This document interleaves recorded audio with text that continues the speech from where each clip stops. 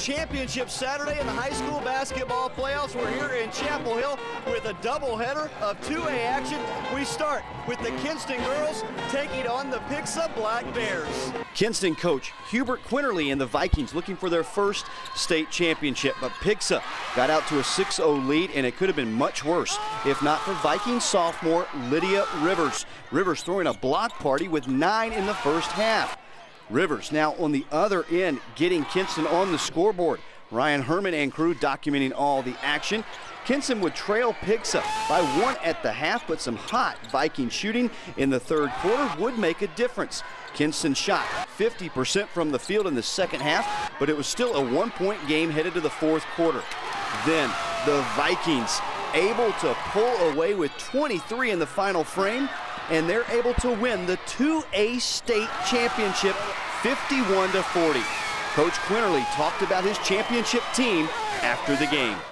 What you see, especially sitting down, and Lydia, they've been here through thick and thin. I mean, we saw a 3-game losing streak and then won 17, 18 in a row. So with that being said, these girls deserve it, they earned it, and I'm so glad for them.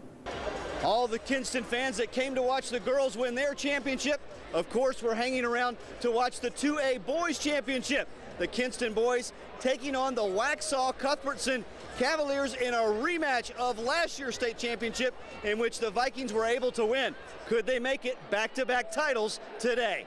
Denzel Keys and the Vikings did not need a pep talk for this one. Former coach Wells Gullidge in attendance this afternoon. He would witness a back-and-forth affair. Stars on both teams came to play. Denzel Keys, 2 of his team-high 18 points. The Cavaliers, though, would take a 4-point lead into the halftime break. The Kinston girls hanging around for their classmates. Dawson finds Keys. Then Denzel gives Kinston their first lead of the second half, 34-32. Josh Dawson knocks this 3 down, but Cuthbertson is here for a reason, and they had an answer every time. Cavs up 3 heading to the fourth.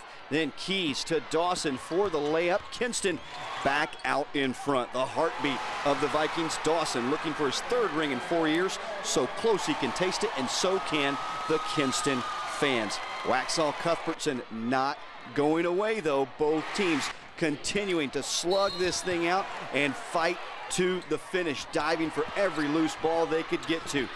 Kinston football coach Nick Anderson loves the effort he sees. Keys can ice it with this free throw to make it a 4-point game. He misses, so it all comes down to this. It's a 3-point game. Cuthbertson for the 3 and overtime, but it's no good. Kinston wins the 2A state championship 56-53.